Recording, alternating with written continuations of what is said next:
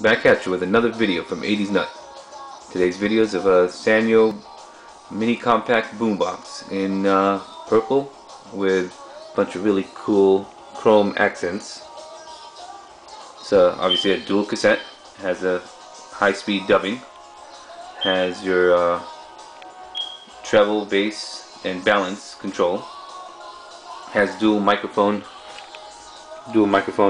jacks, and also has an internal microphone. So you got your stereo and mono.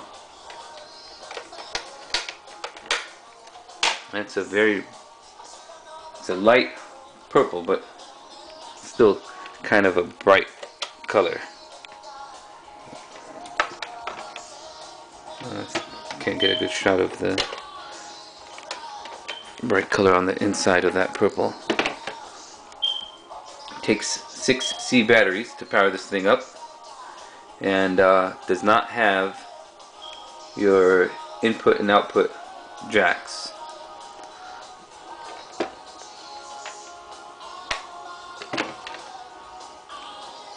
And that's pretty much it in a nutshell. Feel free to ask any questions, subscribe, and thumbs up.